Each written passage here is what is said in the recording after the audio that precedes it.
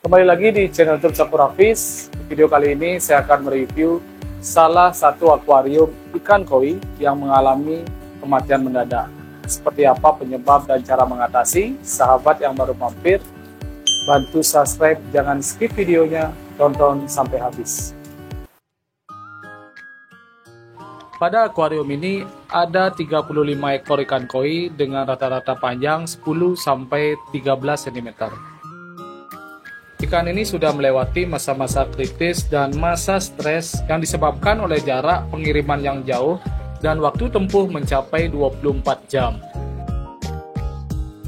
Selama proses karantina sudah berakhir, ikan sudah diberi makan selama 3 hari dengan porsi yang sudah sesuai.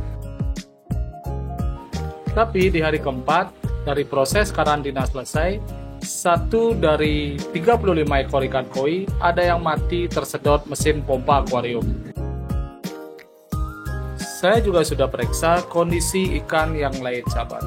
Tidak ada kutu, jamur, ataupun parasit pada bagian sisik ikan. Jadi penyebabnya bukan itu ya, sahabat. Pada bagian filtrasi sudah berjalan cukup baik. Air akuarium masih dalam kondisi bening. Pada dasar akuarium juga terlihat bersih, kotoran tersedot oleh mesin pompa. Untuk mesin pendukung lainnya seperti mesin aerator ataupun gelembung untuk meningkatkan kadar oksigen di dalam akuarium sudah ada pada akuarium ini, sahabat.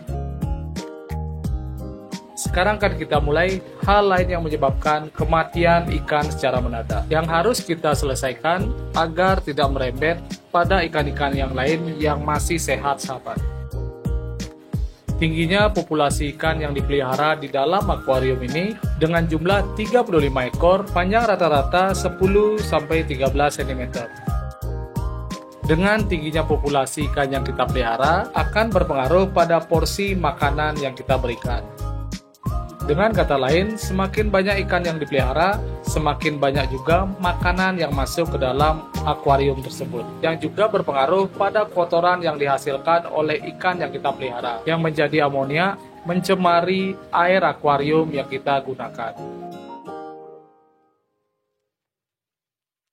Selain masalah porsi makan, saat ikan dalam kondisi stres ataupun masa karantina, ikan akan mengeluarkan lendir dari tubuhnya yang dapat mencemari air akuarium dan menjadi keruh. Dari kedua hal tersebut, yaitu dengan porsi makan yang tinggi dan juga ikan mengeluarkan lendir, dapat meningkatkan kadar amoniak yang terlarut di dalam air akuarium yang bisa menjadi racun yang mengancam kesehatan ikan yang kita pelihara. Solusi pertama yang kita lakukan, mengganti air akuarium sebanyak 40%.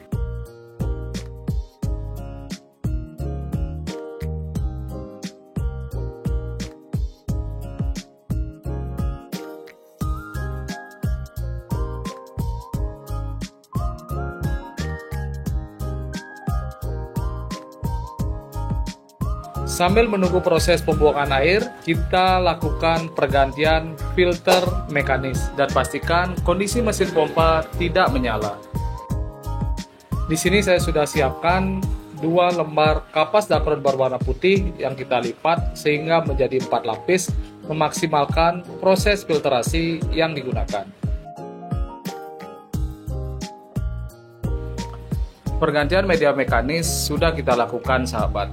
Berikutnya kita menunggu pembuangan air mencapai 40% dan diisi kembali menggunakan air PDAM dan diatur untuk besaran air yang masuk ke dalam akuarium tidak terlalu deras untuk menghindari perubahan suhu air yang terlalu drastis.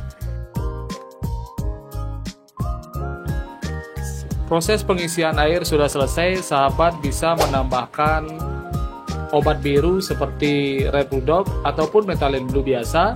Di sini fungsinya untuk menjaga kebersihan dari air akuarium yang kita gunakan dari kuman ataupun bakteri.